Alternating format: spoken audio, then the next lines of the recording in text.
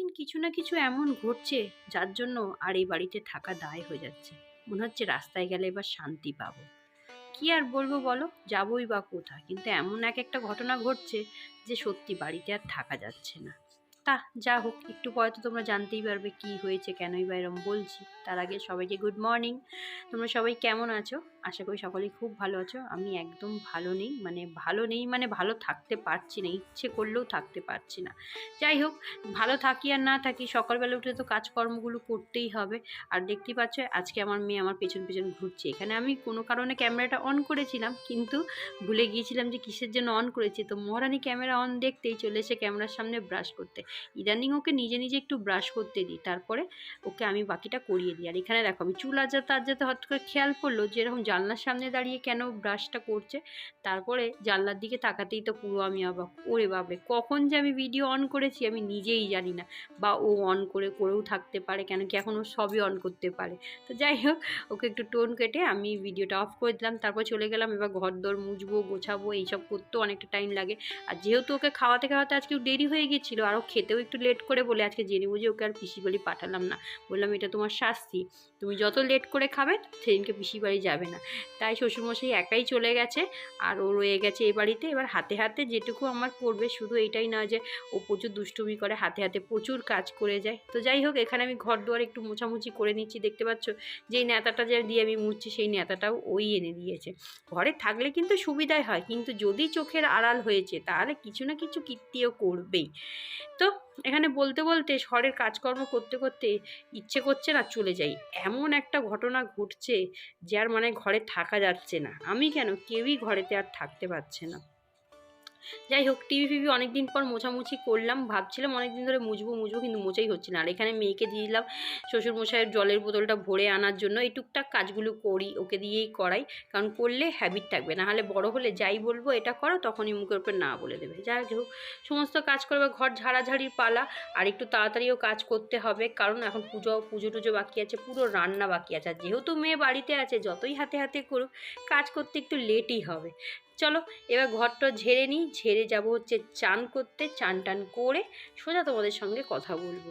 আর হ্যাঁ, কেন থাকতে পারছি না সেটাও তোমরা একটু পরেই জানতে পারবে। সেটা তোমাদের স্বচক্ষে দেখাবো যে কিসের জন্য আমি এ বাড়িতে আর থাকতে পারছি না।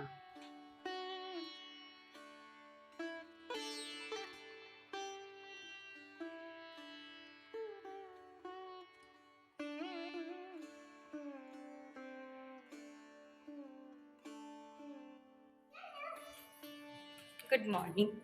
বাজে এখন 11টা। চান টান করে পুজো দিয়ে উঠলাম। এখন যাচ্ছি কাপড় মেলতে।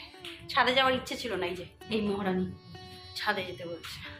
গায়ে যেন জোর নেই, কি হাত পা ব্যথা করছে আজকে হঠাৎ, প্রচণ্ড হাত পা ব্যথা করছে।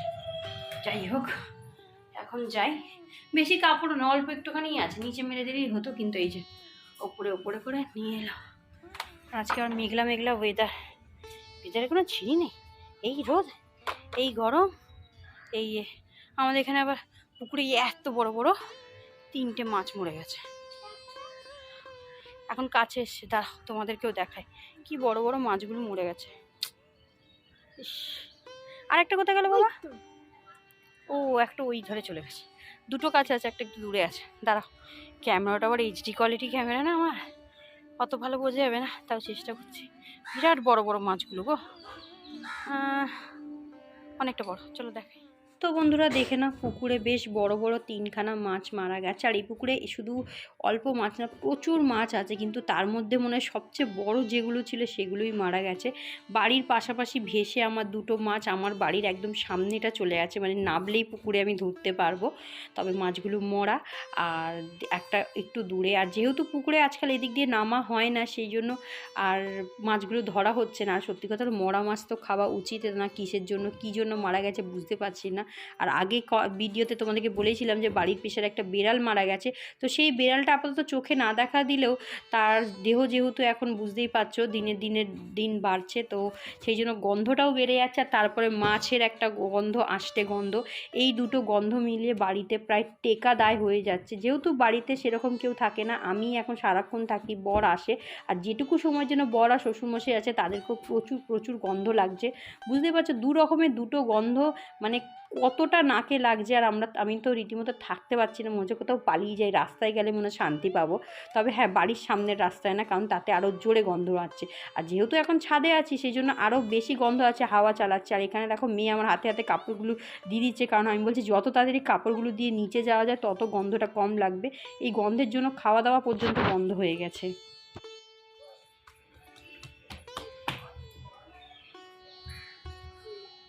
এইখানে একটা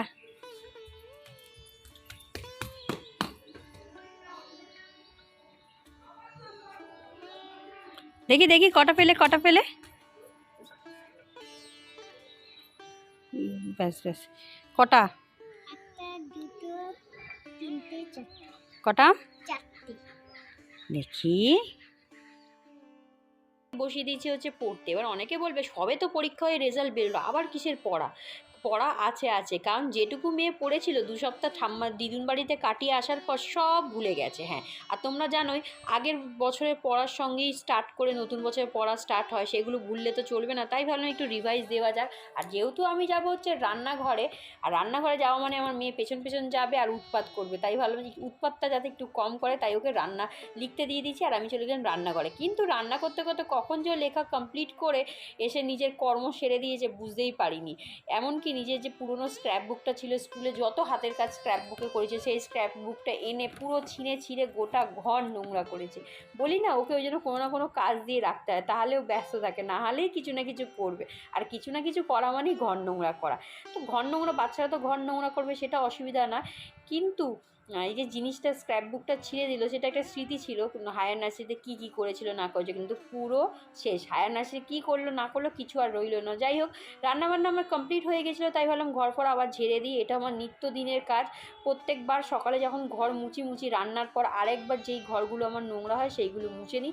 আর আজকে যেহেতু একটু তাড়াতাড়ি কাজকর্ম হয়ে গিয়েছিলো, জানি না কেন এই গরমের মধ্যে একটু টেকা যাচ্ছে না, তাই গরমে ভাবলাম যতক্ষণে কাজটা শেষ করা যায়, কিন্তু ওই যে একটা কাজ করতে গিয়ে আরেকটা কাজ বেরিয়ে যায়। যেহেতু কাজটা রান্নাটা তাড়াতাড়ি হয়ে গেছিলো, তাই ভাবলাম চলো আজকে একটু রান্নাঘরটা পরিষ্কার করা যায়, কারণ রান্নাঘরের স্ল্যাপে যে সমস্ত ডিবে ডাবা রাখি সেইগুলো একটু নোংরা হয়ে গেছিলো, খবরের গাছ পাল্টানো ছিল। তারপরে ভাবলাম গ্যাসের সামনের দেয়ালটা একটু নোংরা হয়ে গেছিলো। এমনি সময় দেয়ালটা সবসময় সোডা দিয়ে পরিষ্কার করি, যেহেতু সোডা শেষ হয়ে গেছে তাই একটু সাবান ঘষে দিচ্ছি।